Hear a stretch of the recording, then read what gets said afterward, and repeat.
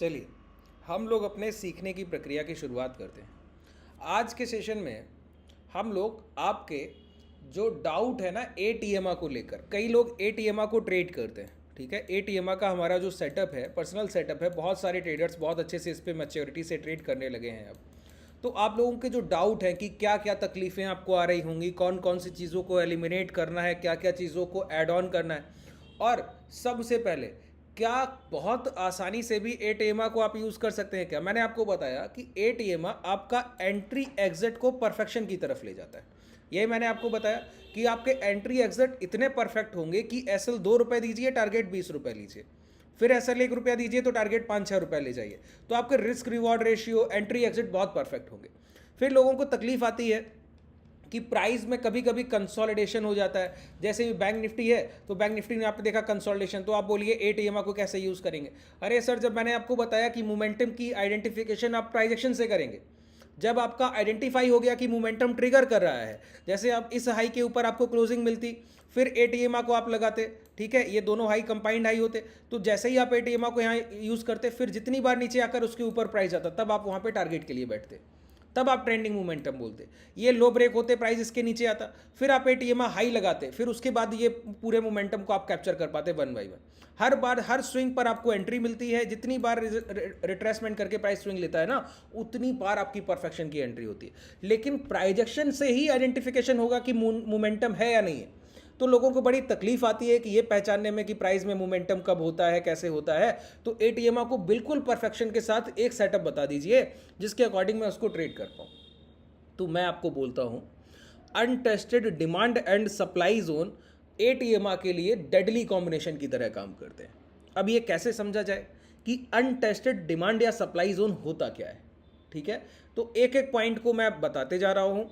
बहुत ध्यान से अगर आप लोग नोट करना चाहें तो नोट भी कर सकते हैं, या फिर अगर आप याद रख पाते और प्रैक्टिस बेहतर। देखिए, बैक टेस्ट कोई नहीं करेगा, बैक टेस्ट तो आप जितना चाहें कर लीजिए, उससे कोई लेना देना नहीं।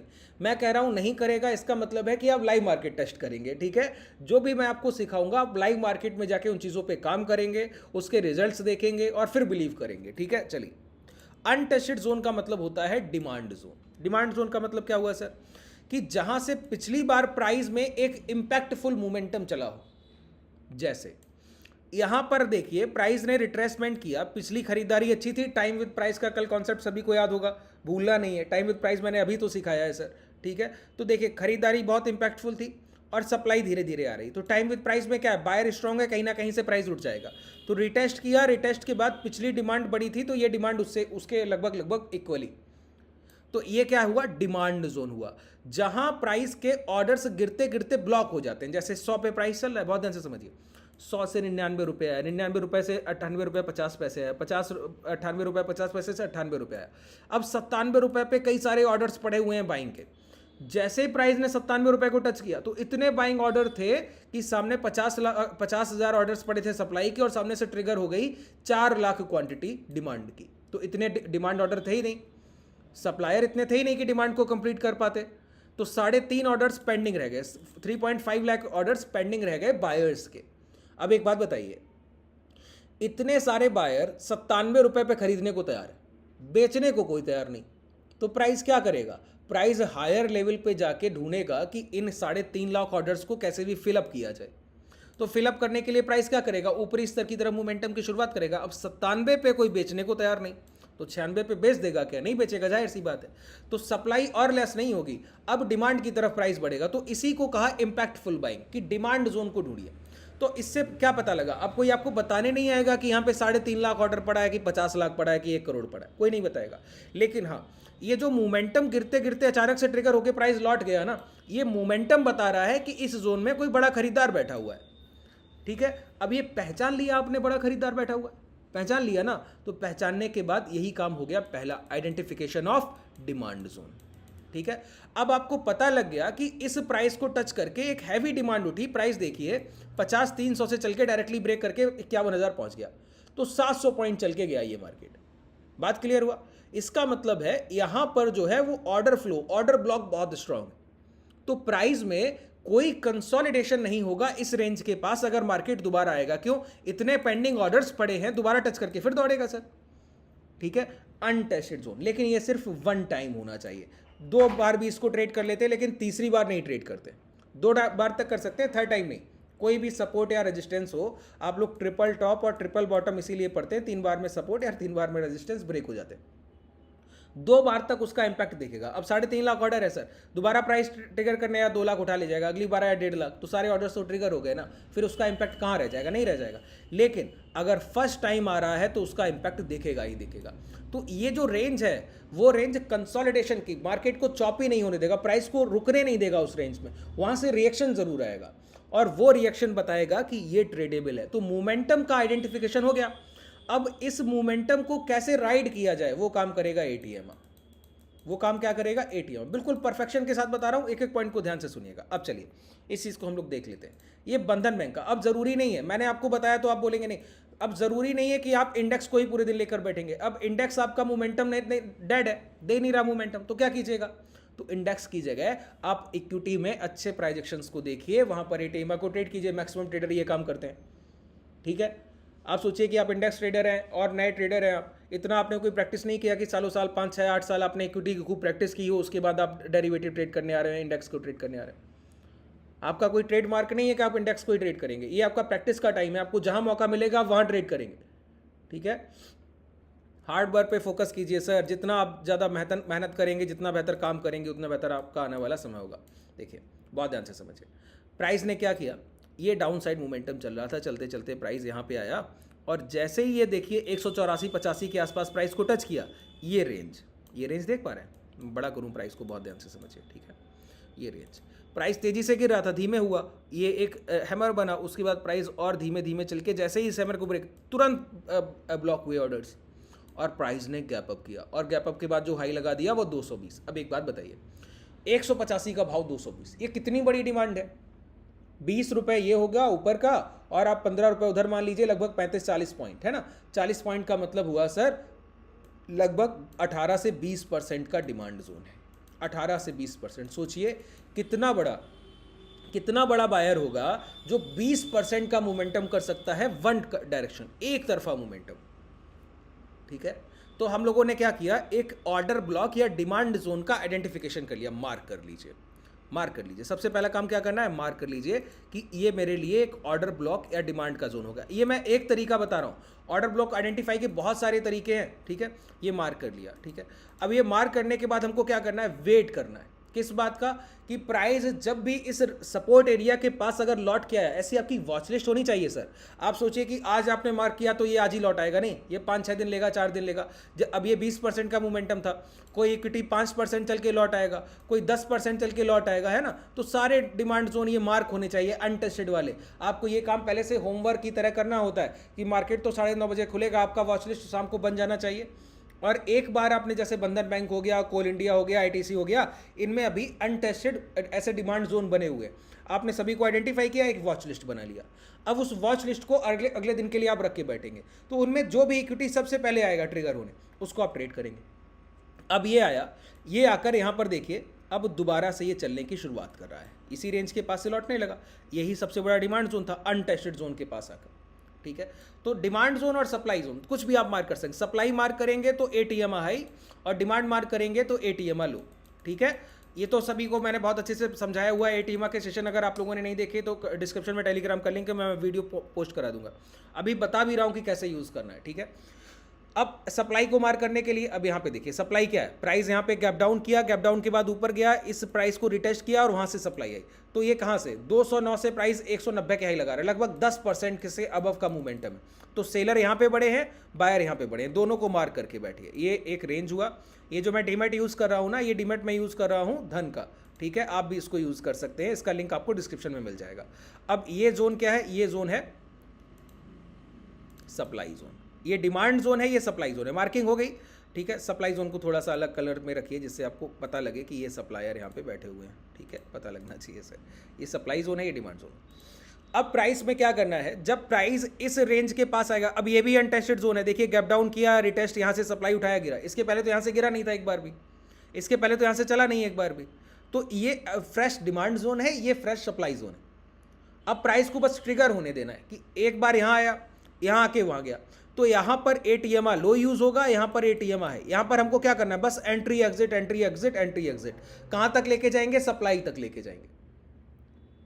ठीक है, यहां पहुंच गया, हमारा मोमेंटम खत्म, बात खत्म। तो मोमेंटम को ही ट्रेड करना है। मोमेंटम डिमांड जोन से मिल रही है, सप्लाई जोन से मिल रही है। तो अब इस जोन पे के पास आकर देखिए, top to bottom approach hourly time frame की मार्किंग है, लेकिन इंट्राडे में ट्रेड करेंगे तो क्या आवरली टाइम फ्रेम पे करेंगे। ATMA को हम लोग 2 मिनट के टाइम फ्रेम पे यूज करते हैं ना। ये मार्किंग कर लिया, मार्किंग करने के बाद छोटे टाइम फ्रेम पे चलेंगे। मूविंग एवरेज को कैसे लगाना है बताइए, सभी को प्लॉट करना अब याद हो जाना चाहिए। इतना आप लोग यूज कर रहे हैं, इतना बेहतर तरीके से उपयोग करते हैं, तो याद तो रखिए कम से कम। लेंथ को 8 रखना है, सोर्स को लो रखना है, SMA को EMA करना है, स्मूथिंग लाइन को चेंज करना है। अब आप कई लोग इसी पे डाउट करते हैं। 100 बार मैंने बताया कि डायरेक्ट EMA को नहीं लगाना है, सिंपल मूविंग एवरेज को यूज करना है, सिर्फ स्मूथिंग लाइन को चेंज करना है। इससे कोई ज़्यादा फर्क नहीं पड़ता है, बस हमारे कंफर्ट ऑर्डर्स पड़ते हैं कि प्राइस जैसे ही अगर कहीं से डिमांड उठाएगा तो तुरंत स्मूथिंग लाइन चेंज होके वो उसके रेंज में आ जाती है कि एक कैंडल इसके नीचे बना, जैसे ही ऊपर आएगा तो स्मूथिंग लाइन तुरंत अपना वहाँ से कवर अप ले लेती है। इस वजह से उसको EMA में चेंज किया। हमको EMA यूज़ नहीं करना है। ठीक है, अब 2 मिनट के टाइम फ्रेम में आ गए। ये देखिए,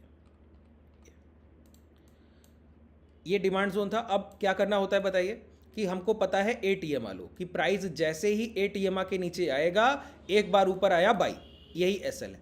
अब इसमें आप ये मान लीजिए कि ऐसे डिमांड जोन जब आप मार्क करेंगे तो आपको 20 से 25 बार या 10 से 15 बार या 8 से 10 बार या 5 से 8 बार, कितने भी एंट्रीज के मौके मिले, आपकी 80% अबव एक्यूरेसी है और हर बार आपका रिस्क रिवॉर्ड रेशियो 1:5, 1:4 ऐसे।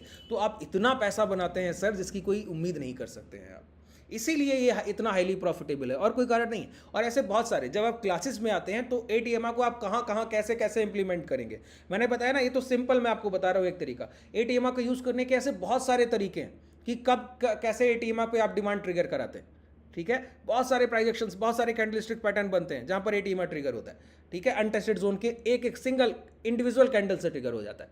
अब देखिए, एक बार प्राइस क्या करना चाहिए बताइए, प्राइस सिंपल काम करना चाहिए। ATMA के नीचे एक क्लोज, जैसे ही एक क्लोज ऊपर आके किया या इसको रिटेस्ट करके उस कैंडल को कवर अप कर लिया, एंगल्फ किया, उसी स्विंग के नीचे SL, तो SL छोटा है, टारगेट आपका ये स्विंग हाई या जो जहां तक मोमेंटम मिल जाए वहां तक। ठीक है, आइए एक एक पॉइंट को बहुत ध्यान से समझना है। देखिए SL कितना जाता है, टारगेट कितना आता है, आपको सामने दिखेगा। ठीक है, इन्हीं चीज़ों पे आप लोग काम नहीं कर रहे हैं, बाकी कोई आपकी गलती है नहीं। ठीक है, ये प्राइस आया, ये एक कैंडल ऊपर क्लोज किया, अब ये SL है और ये टारगेट। बताइए कोई आपका घाटा लेके जाए सर, मुझे बता दीजिए। ठीक है, प्राइस ने क्या किया, ये SL। अब बताइए 190 की एंट्री, SL 189 रुपया 70 पैसे। बताइए 190 25, 1 रुपये का SL नहीं है, टारगेट देने जा रहा है 193 तक। ले लीजिए सर। ठीक है, जितनी बार आप ऐसे ट्रिगर कराएंगे उतनी बार आपको टारगेट मिलेगा, जितनी बार आप ट्रिगर करा लीजिए। अब प्राइस ऐसे गिर के आया, ये पहला कैंडल यहाँ पे क्लोज किया ऊपर, क्लोज करने के बाद ये, अच्छा SL क्लोजिंग का होता है, जैसे ये स्टॉप लॉस रेंज है, इसके नीचे क्लोज करना चाहिए तो ये स्टॉप लॉस ट्रिगर है। ठीक है, अब प्राइस इसको टच करने आ सकता है, इसके नीचे क्लोज नहीं करेगा, ध्यान रखिए, जब तक टारगेट नहीं दे देगा तब तक क्लोज नहीं करेगा। अब ये स्विंग हाई आपके लिए बना हुआ है यहाँ पर। ठीक है, जैसे यहाँ एंट्री कर रहे थे तो ये स्विंग हाई आपका पहला टारगेट होता है। अब ये स्विंग हाई आपका पहला टारगेट है, यहाँ एंट्री हुई, प्राइस देखिए इसको टच करने आया, लेकिन सबसे पहले आपको टारगेट इसको टच करके गया। ठीक है, अब प्राइस फिर नीचे आ रहा है, आने के बाद इसके ऊपर आया, ऊपर आ गया ना एक बार, यही SL एरिया, इसके नीचे पूरा प्रॉपर क्लोजिंग चाहिए। जब तक क्लोजिंग नहीं तब तक आप मान नहीं सकते कि हार है ना। तो एक बार आया, आने के बाद ये आपके सामने टारगेट, जितनी बार आप एंट्री ले लीजिए उतनी बार आपको ये पैसा देगा। ठीक है, आइए यहाँ पे देखिए, अब प्राइस नीचे आ रहा है, यहाँ पे ऊपर आया, ऊपर आके आपने जैसे ही एंट्री किया तो प्राइस चल रहा था और स्विंग हाई इतना ऊपर तक मोमेंटम नहीं किया, तो प्राइस लौट कर यहाँ पर आपका SL हंट कर गया। ये पहली SL हंटिंग हुई आपकी कि प्राइस ने क्या किया, आपका स्टॉप लॉस ट्रिगर किया। वही मैंने आपसे कहा कि SL रेंज इतना छोटा है, टारगेट इतना बड़ा है, इसीलिए ATMA पर बहुत पैसा बनता है, यही एक कारण है। अब आपका SL इतना छोटा है, टारगेट इतना बड़ा है, अब SL जा रहा है तो 4 पैसे जा रहा है, जब कमा रहे हैं तो 40 पैसा कमा रहे हैं, तो सर घाटे की कोई गुंजाइश है ही नहीं ना, और तो कोई बात ही नहीं। अब प्राइस आया, इस कैंडल पे आपको एंट्री मिली। ठीक है, अब ये कैंडल पे एंट्री, ये SL एरिया। अब एक बात बताइए, ये एंट्री कीजिए 192 रुपये पे, SL है 191 रुपया 50 पैसा। बताइए 70 पैसे का SL है। ठीक है, अब प्राइस उसके बाद टारगेट क्या दे रहा है, 194 रुपया 70 पैसा। तो रिस्क रिवॉर्ड रेशियो देखिए किस लेवल पे काम कर रहा है। प्राइस फिर नीचे आया, जैसे ही हाई को ब्रेक किया, अब आप एंट्री कीजिए, ये प्राइस चल के जा रहा है 196 रुपये तक। ये एसएल है, ये टारगेट है, लेके जाइए। जितनी बार आपको एंट्री दे, यहाँ पे प्राइस आया ऊपर गया एंट्री कीजिए, नीचे आया ऊपर गया एंट्री कीजिए। जितनी बार ये करता है प्राइस उतनी बार, है ना। आप जितनी बार ऐसी एंट्रीज बनाएंगे उतने बड़े बड़े आपके टारगेट आपके सामने मिलते हैं। देखिए अब कोई बड़ी डिमांड ट्रिगर हो जाए कि जैसे कि आपने खरीदा और उसके बाद अनयूजुअल कैंडल्स के फॉर्मेशन हो गए कि 5-5 मिनट की कैंडल 2-2, 2.5% की बन रही, तो समझ लीजिए अब सप्लाई पास है, ठीक है। और सप्लाई एरिया आप लोग मार करके बैठते ही। अब प्राइस फिर नीचे आया, यहाँ पे ऊपर चढ़ गया दोबारा एवरेज के, मोमेंटम आपके सामने है, ठीक है। अब सप्लाई एरिया से एटीएमआ हाई यूज़ करते हैं। क्या यूज़ करते हैं बताइए? एटीएमआ हाई यूज़ करते हैं। सप्लाई एरिया कौन सा है? ये सप्लाई एरिया है, ठीक है। अब प्राइस इसको टच करने गया, वहां से लौटने लगा। अब लौटते टाइम पे आपको क्या ट्रिगर कराना है बताइए? क्या ट्रिगर कराना है? एटीएमआ हाई। क्या यहाँ पे बदलेंगे? सिर्फ हाई को रखेंगे, ठीक है। आप छोटे टाइम फ्रेम पे चले जाइए। अब यहाँ पे क्या करना है? जितनी बार प्राइस एक बार ऊपर जाकर नीचे आएगा शॉर्ट, जितनी बार प्राइस ये काम करेगा शॉर्ट। प्राइस एक बार ऊपर गया, नीचे आके क्लोज किया, शॉर्ट। एसएल छोटा सा, टारगेट आपके सामने। प्राइस एक बार नीचे गया, नीचे आके क्लोज किया, ये एसएल, इसके ऊपर क्लोजिंग का, टारगेट आपके सामने। प्राइस ऊपर गया, नीचे, जहां एंट्री बना लीजिए, टारगेट आपके सामने। ऊपर गया, नीचे आके क्लोज किया, इसके ऊपर एक क्लोजिंग का एसएल, ऊपर गया, नीचे आ गया, एक कैंडल का क्लोजिंग का स्टॉप लॉस। जितनी बार आप ये काम करेंगे, ऊपर गया, एक कैंडल नीचे क्लोज किया। अब देखिए ये अनयूजुअल कैंडल है कि आपकी ये छोटी छोटी से कैंडल से एंट्री हो रही है, वो बेहतर काम है। अब ये अनयूजुअल कैंडल, आप यहाँ पे ले लेंगे ट्रेड, लेकिन इतना बड़ा एसएल क्यों देना? तो स्किप कर देंगे एक ट्रेड। जब आपको पता है कि हमको इतनी री एंट्रीज मिलती हैं, इतनी बेहतर ट्रेड्स को प्लान करने का मौका मिल रहा है, ऐसे समय पर आप बड़ा रिस्क क्यों लें? छोटे छोटे रिस्क पे काम कीजिए। अब प्राइस यहाँ पे फिर मौका देने गया, फिर नीचे क्लोज किया, अब लीजिए एंट्री, अब आपके सामने टारगेट ले लीजिए, ठीक है। तो इन पॉइंट्स पे काम करना है कि डिमांड और सप्लाई अनटेस्टेड जोन होना चाहिए, वहां से एक बार भी उस ब्लॉक जोन को ट्रिगर ना किया गया हो, और वो मोमेंटम का प्राइस है, इसीलिए कि वहां पर कंसोलिडेशन नहीं होगा और एटीएमआ कंसोलिडेशन में काम नहीं करेगा, ठीक है। ये बात ध्यान रखिए। अब एक बात बताइए, प्राइस चॉपी चल रहा है, अब एटीएमआ मोमेंटम मांग रहा है, आप चॉपी मार्केट में यूज कर रहे हैं, फिर कहेंगे स्टॉप लॉस जाएगा ही सर, क्या कीजिएगा उसके लिए, ठीक है। तो मोमेंटम का आइडेंटिफिकेशन पहले करना है, वो प्राइजेक्शन से होगा, जैसे एक डिमांड जोन मैंने आपको तरीका बताया। ऐसे कई सारे प्राइजेक्शन है जो आप क्लासेस में सीखते हैं। अगर आप क्लासेस को एनरोल करना चाहें, डिस्क्रिप्शन में आपके पास टेलीग्राम और व्हाट्सएप कम्युनिटी का लिंक है, उसको भी ज्वाइन कर सकते हैं और डायरेक्टली कॉन्टैक्ट करके एनरोल कर सकते हैं, या वहाँ से डायरेक्टली मैसेज भी कर सकते हैं। शुभ रात्रि, धन्यवाद।